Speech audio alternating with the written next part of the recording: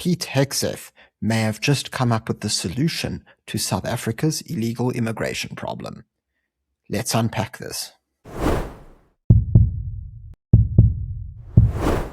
On June the 30th, March and March wants to create a nationwide shutdown whereby the protest against illegal immigration in South Africa will reach its height. Now, this has caused a lot of anxiety because on one hand, many people who do support the movement are unsure about the safety aspects. They're unsure whether or not there'll be any police crackdowns. Whereas on the other hand, there are also those people who are against the movement, thinking that it could result in violence against foreigners, whether illegal or not. But what's really important for us to understand is that in South Africa, the dialogue around illegal immigration has been largely misdirected. It's directed at some people, but not the actual problem. And what's really interesting is that I was busy reading Pete Hegseth's book that he wrote. For those of you who don't know, Pete Hegseth is the US Secretary of Defense or Secretary of War. And he wrote this book called The American Crusade. For anybody who's interested, I highly recommend it. It's a very informative book. I got it online through Exclusive Books because it wasn't available in store. So yeah, if you just head over to their website, you should be able to get a copy for yourself. I really enjoyed it. I found it very insightful. And what's particularly interesting in this book is that Pete explains exactly what the problem is that has led to illegal immigration and how to prevent it. Now, of course, in this book, he's speaking from an American perspective. But what I'm going to do is I'm going to read you some excerpts from this book where he explains exactly the problem and the solution. And I'm going to then, as we go along, give an explanation as to how it relates to the South African context so that we don't get lost. Now, before I continue, if I could please just remind you to subscribe to the channel if you haven't already. It's completely free, and all you have to do is click on the subscribe button below. But if you would like to enjoy additional perks such as members-only benefits, members-only videos, then feel free to become a Power Club member, and you can do that by clicking on the join button below the video. Now that we've gotten the housekeeping out of the way, let's get started. So the first thing that I wanted to share with you is a very powerful quote which Pete Hegseth actually came up with. It's actually more of a formula, and it goes like this. Globalization plus leftism equals globalism. So let's just digest that for a moment.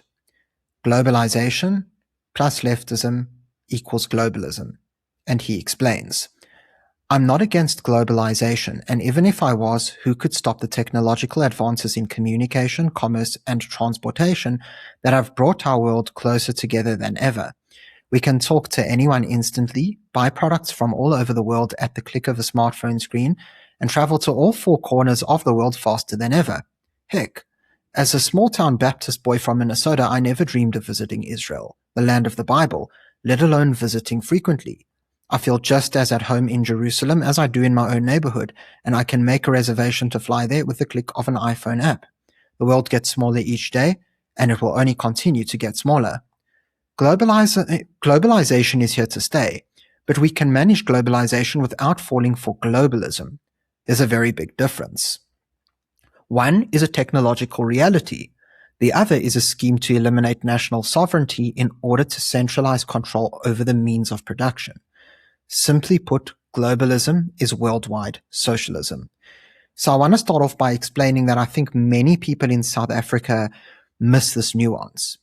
They don't understand the difference between globalization and globalism.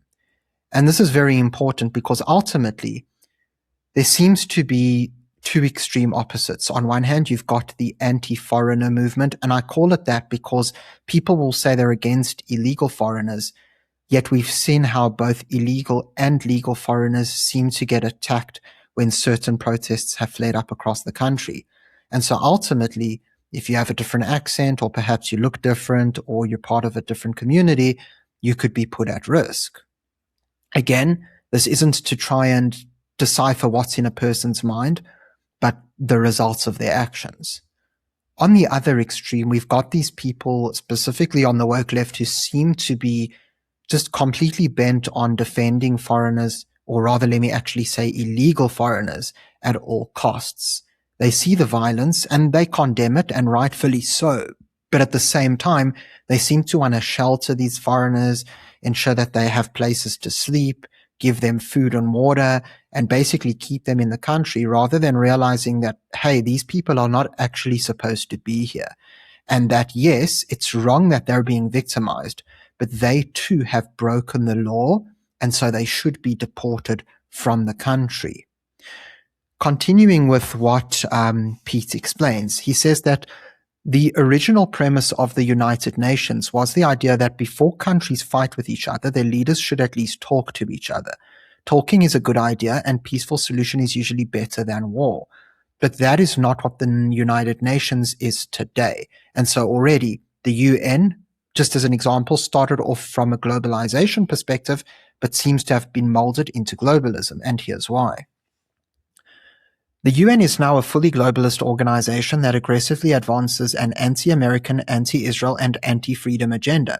There's one set of rules for the US and Israel, another for everyone else. We should just lop it off from the island of Manhattan and let it float out to sea. It would do more good there.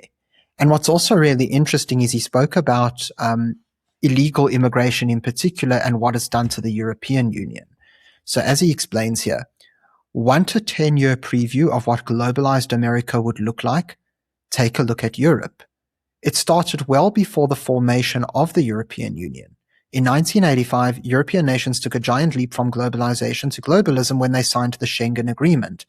That treaty led to the creation of the Schengen area and abolished most border checkpoints in Western Europe. Interestingly, if you are South African and you apply to visit Europe, you probably would end up getting a Schengen visa if you visit one of those member places, which of course allows you to travel between those different Schengen member countries. Continuing with what Hegseth explained, the countries of Europe, despite having different cultures, languages, and legislatures, decided to try what would be the United States of Europe. As with most leftist inventions, the stated intention seemed harmless. Shared money, cheaper trade, and more tourism. Let's eliminate borders. What could possibly go wrong? Did any of the geniuses in Luxembourg, where the treaty was signed, stop to think about the unintended consequences? Or was that their goal? No matter their size, countries without borders cannot protect their people. And protection is the first and primary reason for governments to exist. Enter the refugee crisis, which accelerated earlier this decade. Not only did borderless Europe make it easier for tourists and truckers to travel, now migrants could journey anywhere in the continent without detection. Sneak into Turkey or Greece, and you can sneak into Paris and the rest of Europe. Couple that with a globalist European Union whose members increasingly abandoned their national identity, and you have the chaos that we see today.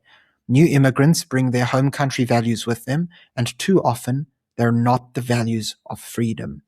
And this again brings us to another important point, which is the fact that in South Africa, you see the erosion of borders and the erosion of law, or rather, let me say, the ability to uphold the rule of law. And this has ultimately led to this influx of illegals that we see today. And of course, as Pete explains here, this actually leads to the erosion of the local national identity because these people are not coming in to respect South Africa's sovereignty or South Africa's customs and cultures. They're coming in to reap the rewards. So yes, there are going to be certain illegal immigrants who are perhaps just ordinary people who don't intend any bad consequences, but you are also going to get gangsters and criminals. That's why we see the influx of drug and human trafficking in South Africa. That's why you have these people from places like Pakistan and Bangladesh who import radical Islamist ideology.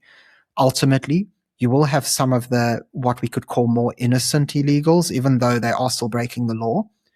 But you also are going to have the bad elements who look to commit crimes and spread dangerous ideologies within South Africa. Now, Pete actually brings a pretty simple solution to this entire problem. And I'm going to explain it right here. So as he explains, the only way to prevent globalization from turning into globalism is for good and free countries to remain strong and independent. In an era of globalization, nationalism is the indispensable ingredient in blocking the spread of globalism. Yet another reason why leftists hate Americanism. As long as the United States remains a sovereign superpower, the United Nations and all other globalist organizations cannot reign supreme. Remind me again why the United States continues to submit to the UN, let alone fund it. Thanks to the unabashedly pro-American presidency of Donald Trump, globalism has fully exposed itself here at home. It was hidden for a long time. Now it's on full display. For decades, we've had a broader problem, an inability to account for who comes into our country and what they do when they get here. Even Democrats, such as Barack Obama and Senate Majority Leader Harry Reid, called for border security and internal enforcement. But it was all masked by a bipartisan consensus to enact immigration reform that never actually did anything about the problem. If anything, immigration reforms of the past only made the problem far worse. And this relates directly to South Africa's problem, particularly when it comes to the standpoint of political parties. So let's start with the parties on the left. The EFF has called for one African continent, a borderless Africa, African unity. So that obviously is the most leftist-leaning ideology as described by Hegseth in his book, where we basically say, let's just scrap national sovereignty altogether. Certain other parties, such as the DA, are very much looking to they look to create a balanced view where they say, we welcome foreigners, but not illegal foreigners. But then what the DA ends up doing is they do something similar to what the US Democrats do, whereby they basically allow for a sort of immigration reform, if we can call it that. So, for example, I saw how Helen Ziller was actually in two interviews. The one was with King David Studios, where she said illegal immigration shouldn't be happening, but at the same time, we can't be expected to go rounding up people as if they were going off to concentration camps. Now, I know that she has some ancestors who survived the Holocaust, but even then, I think that's a very inappropriate comparison to make. I'll just say as a Jew, it's downright insulting.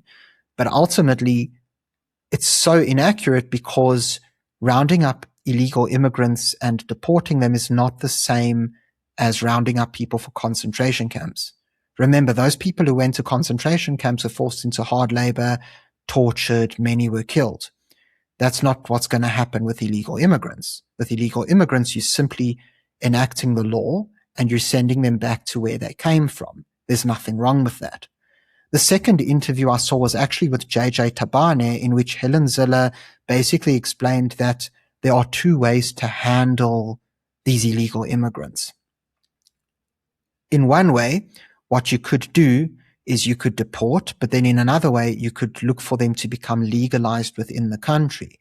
But this is a very problematic situation because what it essentially does is it incentivizes other illegal immigrants to swarm across the border and become legalized once they're within South Africa's border as well. Why? Because they've seen that example already taking place with people who already went through the process. And so this is also wrong. And while I definitely understand why the DA will say things like, look, we're against the violence, they also often send the wrong messaging. I remember how Operation Dudula actually looked to, they looked to dissuade illegal foreigners from sending their kids to South African schools because after all, these illegal foreigners, children are actually taking up the place of legal South Africans. Now, rather than condemning the illegal foreigners, Siviwe Gwagube, the Minister of Basic Education of the DA, she said that we condemn any calls to violence and that Operation Dudula should be careful. Yet nowhere did she actually explain that what the illegal immigrants are doing is wrong. Basically, she missed the nuance. The fact that, as Hegseth has pointed out, you can have your globalization.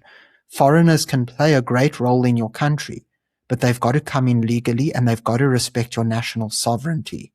And ultimately, yes, we can say violence against illegal foreigners is wrong, but at the same time, their presence is wrong.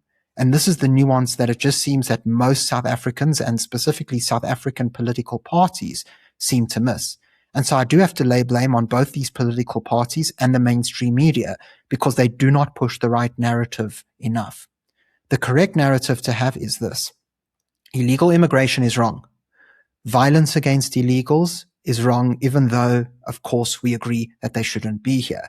Still, we need to enact the rule of law. They need to be deported.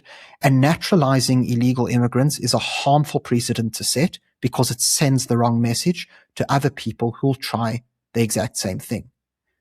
As Pete explained, nothing wrong with globalization. Globalization is good, but leftism, when it gets paired with globalization, turns into globalism, which is bad. We need to respect national sovereignty. Thank you very much for tuning into this video. If you found it informative, please remember to subscribe to the channel for more content. Until next time, I'm Matthew Cohen, and this is the Power Pod.